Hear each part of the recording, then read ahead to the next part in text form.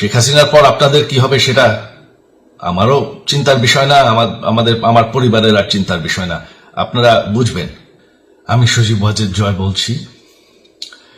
আপনারা জানেন এই গত কয়েক সপ্তাহ ধরে আমাদের বাংলাদেশের যে গন্ডগোল সংকট চলছে, এই যে ছাত্রদের কোটা বিরোধী আন্দোলন, কোটার বিরুদ্ধে আমরাও ছিলাম। শুরুর থেকেই আমাদের সরকার কোটা সরিয়ে দিয়েছে, আমাদের সরকার তাদের সম্পূর্ণ দাবি মেনে নিয়েছে। এটা আদালতের একটা রায় ছিল, এটা আমাদের সরকারের করা ছিল না। তাও আমরা অ্যাপিল করে দ্রুত এই কোটা তুলে দেই। তাতেও আন্দোলনকারীরা সন্তুষ্ট না। আমরা তাদেরকে আলোচনায় ডেকেছি, আমরা একটা জুডিশিয়াল কমিশন করেছি যে সংঘর্ষে যে হত্যাকাণ্ড হয়েছে সেটার বিচারের জন্য। অনেক পুলিশ অফিসার যারা অতিরিক্ত ফোর্স ইউজ করেছে তাদেরকে আমরা সাসপেন্ড করেছি। তাতেও এই আন্দোলনকারীরা সন্তুষ্ট নয়। আমরা যতই ছাড় দেন, প্রধানমন্ত্রী নিজেই তাদেরকে ডেকেছেন যে আসেন আমরা আলোচনায় বসি, তাতেও তারা সন্তুষ্ট না। আমরা যতই ছাড় দিতে থাকি, যতই তাদের দাবি মেনে নিতে থাকি, তারা কিছুতেই সন্তুষ্ট না, তারা খালি দাবি বাড়িয়ে যাচ্ছে। এখন দাবি হচ্ছে যে সরকারের পতন। তবে সরকারের পতন হওয়ার পর কি হবে, কি হবে এটা কেউ ভেবেছে? আমরা বাংলাদেশে গণতন্ত্র রক্ষা করে রাখতে চাই। সরকার পতন করে নতুন সরকার আসার সাংবিধানিক অনুযায়ী শুধুমাত্র একটি উপায় আছে, সেটা হচ্ছে নির্বাচন। আমাদের সুপ্রিম কোর্ট রায় দিয়েছে যে কোনো অনির্বাচিত সরকার 1 মিনিটের জন্য ক্ষমতা নিতে পারবে না।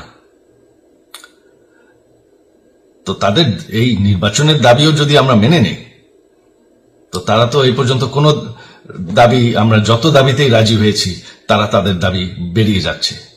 তার মানে কি, আমরা যদি এখন এই নির্বাচন সরকার পতনের দাবিও মেনে নেই, তারা তখন দাবি করবে যে না, এই সরকারের আন্ডারে নির্বাচন, এই নির্বাচন আমরা মানব না। তখন কি হবে এটা কেউ ভেবেছে?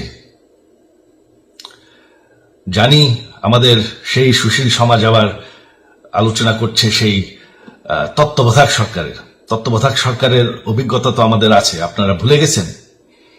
সেই তত্ত্বাবধায়ক সরকারকে নষ্ট করে দেওয়া হয়েছিল বিএনপির আমলে ইলেকশন রিগ করার জন্য। তারপর যখন আরেক তত্ত্বাবধায়ক সরকার আসলো, দেশের কি অবস্থা হয়েছিল।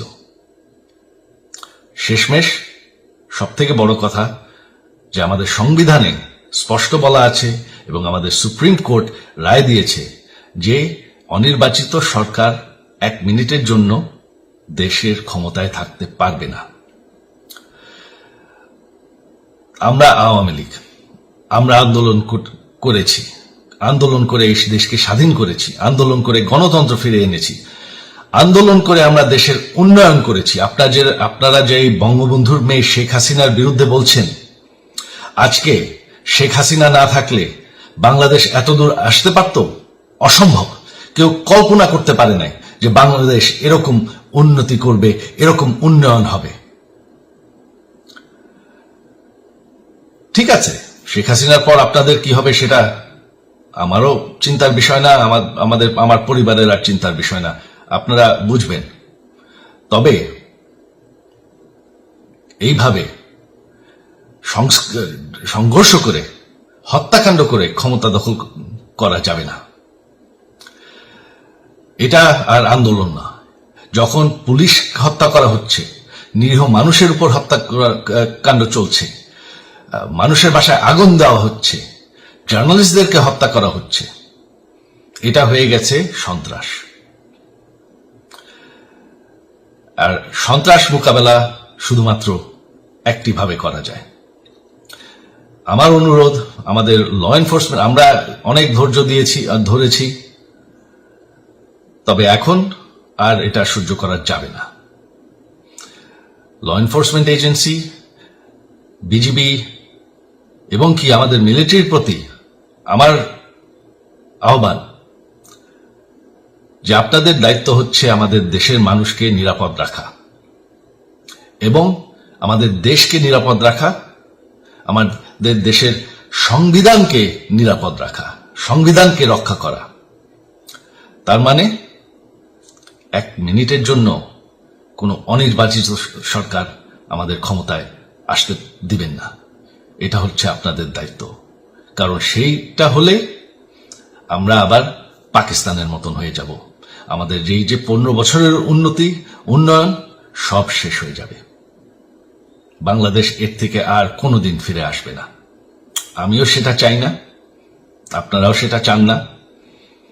আমি সজীব ওয়াজের জয় যতদিন আমার পক্ষে সম্ভব আমি সেটা হতে দেব না। জয় বাংলা, জয় বঙ্গবন্ধু।